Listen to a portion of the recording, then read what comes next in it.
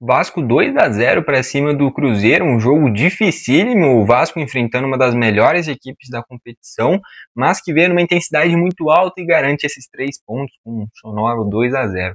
Só antes de continuar com o vídeo, eu queria destacar o seguinte, eu separei uma camisa bege do Vasco, a camisa 3 da temporada passada, é muito linda, cara, de fato é bem bonita, deixei o link dela aí nos comentários caso alguém queira. Sobre como foi o jogo, um jogo que praticamente desde o início começa no 1-0 Vasco. Logo no início da partida, o Paulo Henrique faz uma grande jogada e é uma jogada que não é muito esperada. O lateral direito vir para o meio e cruzar com a perna esquerda. E é isso que acontece. O Ryan consegue dar uma casquinha, tira do Cássio, abre ali o placar com menos de 10 minutos. O Vasco abre o placar e aí coloca o Cruzeiro em desconforto. Esse time do Cruzeiro, eu já comentei recentemente aqui, foi aqui no 21 Futebol Clube ou no R42 Futebol, não me lembro, mas tem essas minhas duas páginas, já fica aí de indicação. E eu já falei sobre esse time do Cruzeiro. É um Cruzeiro que está brigando por título, é um Cruzeiro que pode ser campeão brasileiro, mas é um Cruzeiro que não tem um futebol bonito. É um Cruzeiro com um futebol efetivo. Tanto é que se você olhar todos os adversários que o Cruzeiro enfrenta, com exceção de equipes ali mais na parte de baixo da tabela que só se defendem, quase sempre o Cruzeiro vai ter menos a bola. Tanto é que, ó, deixa eu pegar a posse de bola, aqui o Cruzeiro deve ter tido mais, né? Aí, ó, 53% de posse de bola para o Cruzeiro contra 47% do Vasco. O Cruzeiro teve um pouquinho a mais só porque saiu perdendo. Se não fosse isso, o Vasco teria mais. Então, assim, é um Cruzeiro que é muito moldado em contra-ataque. É nisso que o Caio Jorge se tornou talvez o melhor jogador do Brasileirão, junto com a Arrascaeta, justamente nisso. Jogadas de transição, é nisso que o Cruzeiro é especialista. Jogadas de transição e bola aérea, bola parada. Mas quando o Vasco sai vencendo por 1-0, o Vasco não precisa se expor tanto assim e o Cruzeiro tem que propor o jogo. O Cruzeiro propondo o jogo geralmente vai se atrapalhar, porque é um time que perde a bola muito fácil e a reta final do jogo deixou isso muito nítido. Quando o Cruzeiro precisava pressionar, rapidamente forçava uma jogada mais difícil, o Matheus Pereira perdia a bola de forma muito fácil, o Lucas Silva errava um passe besta, e a partir daí o Cruzeiro não ia conseguindo gerar volume de jogo. E tanto é que nos minutos finais, o Cruzeiro não criou praticamente nada. A verdade é que o Vasco venceu e o Léo Jardim trabalhou pouco, e isso é muito raro. Geralmente o Léo Jardim é o cara que mais trabalha no Vasco. E tem dois Léo Jardins, né, o do Vasco e do Cruzeiro envolvidos no jogo. Mas o grande ponto aqui é que o Cruzeiro é um time que joga em transição. Saindo perdendo por 1-0, teve que propor o jogo. Propor no jogo, o Cruzeiro se atrapalha. Foi isso que aconteceu. O gol do 2-0 nos minutos finais é de uma crueldade com o Matheus Henrique muito grande. Matheus Henrique, minutos finais não, né? Metade do segundo tempo. O Matheus Henrique é um cara muito bom tecnicamente. Se o Cruzeiro não tivesse embalado com o Lucas Silva e o Lucas Romero, o mais natural era que ele pegasse a vaga do Lucas Silva e o meio de campo fosse Lucas Romero e Matheus Henrique. Mas o Lucas Silva voltou a um nível absurdo, né? Nesse momento tão bom do Cruzeiro, ele voltou num nível absurdo. E eu torço pro Grêmio. Ele, no Grêmio, cara, ele até começou bem, é verdade, mas logo depois a impressão que ficava é que já era um cara muito pesado, que para meio de campo ele não tinha essa desenvoltura necessária. No Cruzeiro ele recuperou isso, não sei como, ele parece que virou outro jogador no Cruzeiro, cara.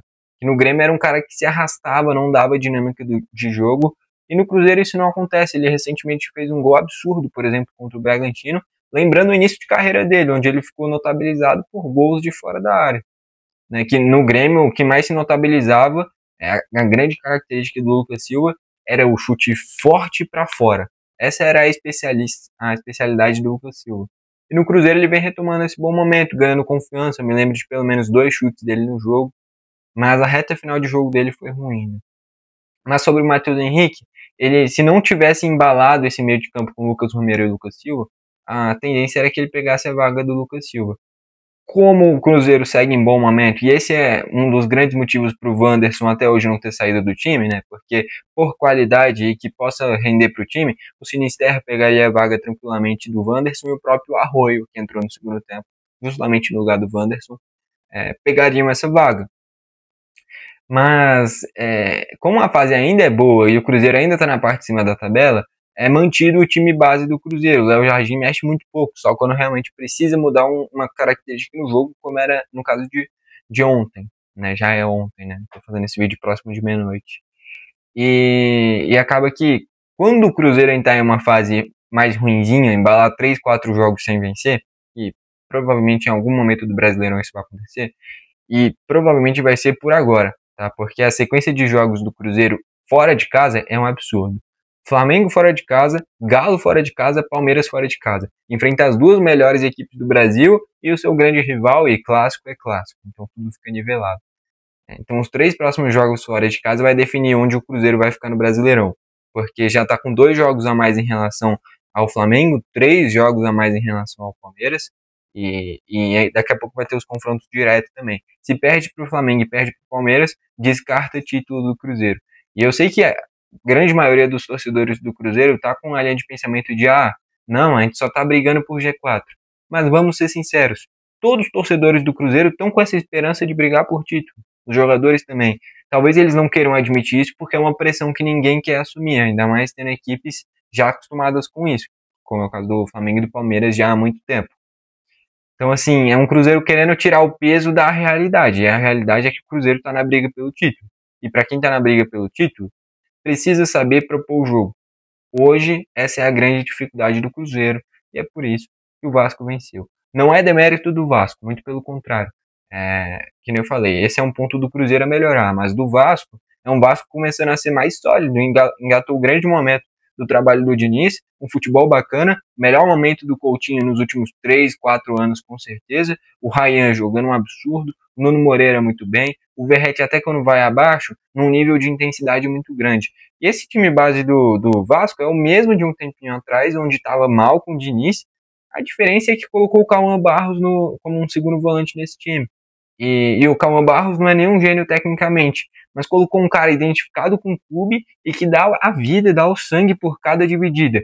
Tendo essa intensidade a mais, parece que defensivamente era o que precisava para o Vasco, já melhorou, e do meio para frente também. Então, assim, colocar um cara identificado, que não precisa nem ser um gênio tecnicamente, tanto é que ele estava no América Mineiro, e o América não está bem, o América tem bem mais chance de ser rebaixado para a Série C do que subir para a Série A. Não é um cara que estava voando no América, muito pelo contrário. Mas colocar um cara que, muito provavelmente, é torcedor do Vasco nesse meio de campo, deu essa vitalidade necessária para o Vasco melhorar. Então, uma mudancinha assim, mudou completamente esse time do Vasco, e aí consegue potencializar o Coutinho, potencializar o Ryan, o Nuno Moreira. É um quarteto ofensivo absurdo. Um Coutinho que é muito bom tecnicamente, o Nuno Moreira dando assistência a rodo, o Ryan conseguindo fazer muitos gols, tomadas de decisões agora boas, que era o grande problema no início dele, conseguindo dar passes bons também, e ainda um Verratti que mesmo quando não faz mais tantos gols, tanto é que até um tempinho atrás ele era insubstituível. Nesse jogo aqui, em determinado momento do segundo tempo, sai ele e entra o David, por ser mais rápido para jogadas de transição. Então, assim, ele não é mais esse cara intocável no Vasco. Hoje já é um Verratti que você olha e fala, preciso de mais mobilidade, mais contra-ataques, tira o Verratti e coloca o David. Por mais que o Verratti seja melhor, finalize melhor, o David é mais rápido, é mais móvel em jogadas de transição, como foi a reta final do jogo. O David é mais importante para o Vasco do que o Verratti. Por mais que o Verratti seja melhor, se entregue mais e tenha mais identificação do torcedor, em determinados momentos o David é o que combina mais com o jogo, como foi nesse caso. Mas enfim, essa mudança de chave do Vasco se chama Cauã Barros, né? E a partir da chegada dele, tudo mudou. No Vasco a intensidade aumentou e o Vasco já vem de vários jogos invictos.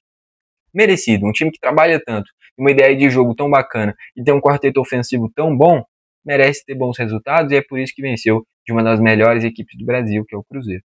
Enfim, foi esse o vídeo, valeu e falou.